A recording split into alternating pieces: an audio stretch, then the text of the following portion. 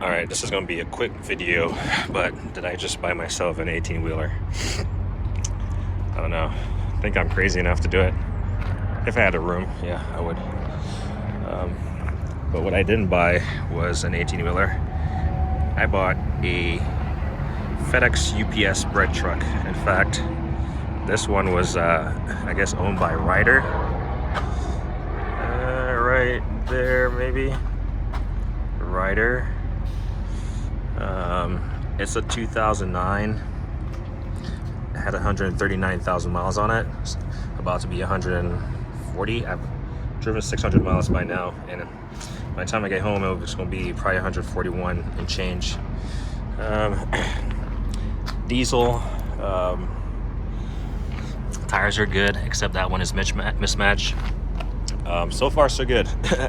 I literally bought it sight unseen, online auction, and I was excited about it because it looks clean. The VIN was clean. The National Highway Safety Report was clean. It had a lift gate, which is amazing. I've always had heavy equipment, and it's a struggle. I'm intentionally not trying to show the temporary license plate that I have. But yeah, it has a lift gate. I actually made a stop just now, my last stop, and I had to unload an item, and the lift gate is hung up. It was slow to come down on this side, so I think I just need to grease the slide, but I had to take a sledgehammer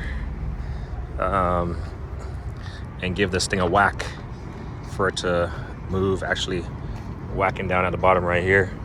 So I got to address that, but it's cool.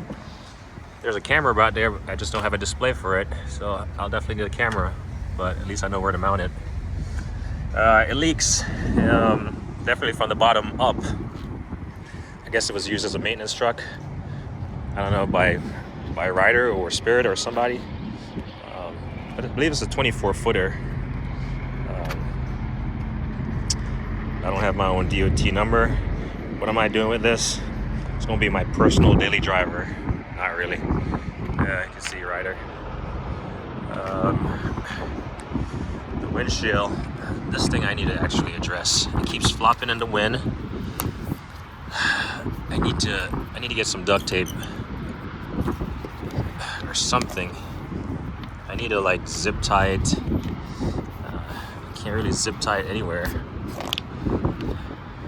I need some duct tape or something to get this thing. It keeps just flopping in the wind, and there's no great way to do it while I'm driving right now, and I keep forgetting to buy zip tie, or not zip tie, I do have zip tie, some duct tape, but the top portion of it is missing, the seal. The wipers were because it was raining. I mean, like I said, this is mine, so you'll eventually see the engine and stuff. I'm stopping now just to take a break so I can max out my driving effort for the rest of the day. It's pretty nasty, it's pretty grimy. I guess, like I said, it's a maintenance service truck. I came prepared, brought my own gloves from home, stole the kids' baby wipes, saving my gas receipts just so I can make sense of the cost of fueling this thing. Never heard of this brand before, Workhorse, but it's funny because a UPS guy pulled up at a place I stopped and it was a Workhorse, and well, I saw the dash and it looked the same, so but obviously his was newer. Turn it on real quick. There you go, mileage, all the gauges. I just filled up. So far I've had 2 lights come on. Well, that parking brake light is menacing. It's on because, I mean, you'll see this thing is loose. So if I hit a bump over like an overpass or something, it just trips the sensor. So I actually have the OBD2 thing kind of wrapped on it. That's why I need some more duct tape, just so I can hold it up. Because as I'm driving, it trips. I gotta use my left leg to like tap it up real quick, and then the light goes out. Doesn't really affect anything else, but annoying. And like initially it triggers you and you're like tripping. I don't know if you can see the lights in here, but I had this light come on. I guess it's a engine exhaust EGT high, and it has to do with a def. Freaked me out, so I called the guy. Actually, no, I think it was, yeah, I think it was that one or this one. I think it was this one. Called the guy shortly after, it was like shortly after pulling off. Called the guy, and he was like, it's fine, it's just doing this regen process. And luckily, I had found a manual earlier in the day when I was snooping around, and sure enough, I read through the manual. Come on. I read through this manual, and W Series chassis. Read through the manual, and yeah, and then it came back today again, but it went out like, I want to say in like 15 minutes. I don't have a phone holder in any of my vehicles, but this has been amazing. It talked about using a def in the manual when I had that issue. I did not do that. The dome lights, they work. Turn these on. Got some lights here. Got some LEDs in the back. Anyway, this is a quick video. I'm not trying to do everything. Hit some bumps. Luckily the door was closed, because that thing jumped off the hook and fell down there after. Well, it jumped off the hook, sat there for a while. Obviously I can't reach it, so it eventually fell down there. Initially when I drove off, I didn't realize, well, I realized they weren't latched, but yeah, I had to pull over, get those latched, including this one right here. So these two were undone, and this thing kept flopping up. The door was closed at that point, but yeah, this thing is super noisy. I need to get duct tape and earplugs.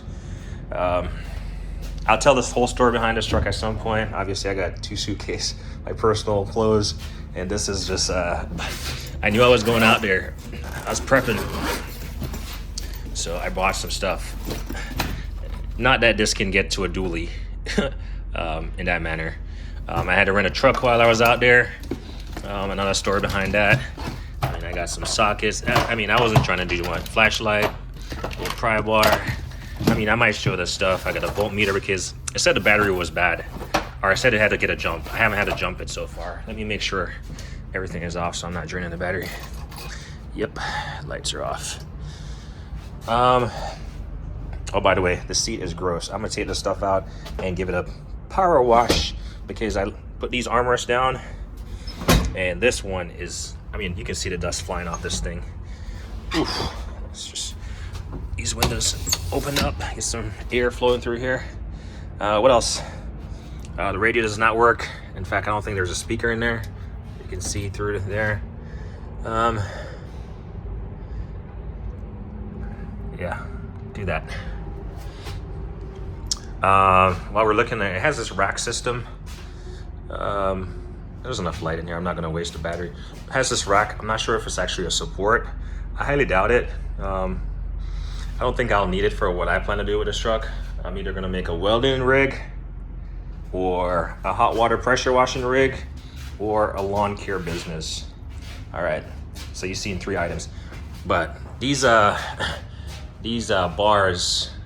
I don't need them. I don't know what they were used for, but I'll have to find out if they're part of the structural integrity of this thing, and if not, I'd probably sell them or something. As of right now, I came with 2 large shelves. We'll see how that goes. I might cut them down and stack them higher. If you're getting my drift here. Anyway, my tools are here. I do have my scan tool. It's in the bag. My Autel.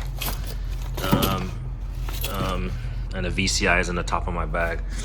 I had misplaced it, so this stays in here.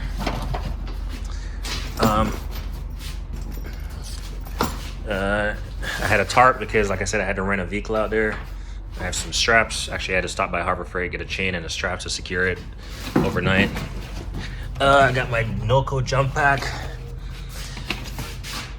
Pressure washer handle. Man, I had to buy one of these for the first one. So now I have, so this is a Herc Rental. It's a 2022 model. The one I previously had was 2017. So this is completely new. Doesn't look like it's been used. When they're pulling up, it has some water leaking out of this fitting right here. So it's obviously been ran. But the 2017 one is 3,000 PSI. This is 3,500. So I get a little upgrade, and it's definitely newer. The only downside of this, it has a Kohler engine. The other one has a Honda GX 390. But this is a new rig. Um, the lift gate wasn't working too well, so we had to figure that out. Guy lent me a sledgehammer, told me I was at my own risk of using it to get that lift gate unjarred, and then all that stuff. I checked the serial number to make sure I was getting the right item.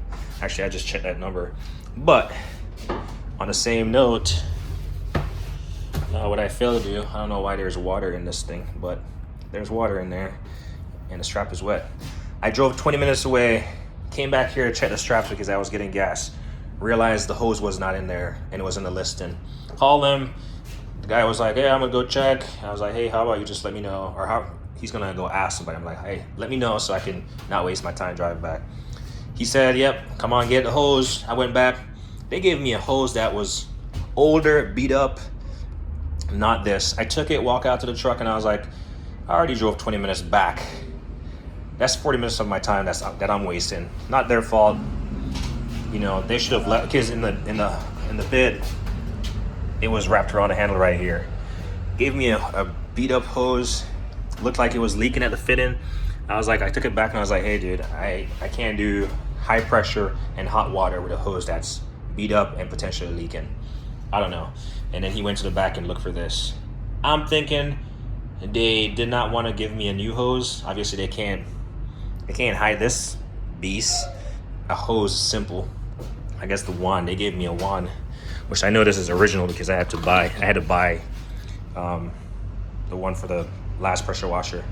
So that's good. That's like $150 or something item. So the guy went back. I went back, brought it back.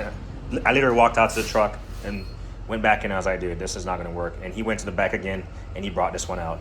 I'm not certain this one is the new one that was on the unit, but at least that looks better than the one I had. As far as leaking, like I said, this video is gonna be short. You can see some bolt holes down there, and there's some holes right there.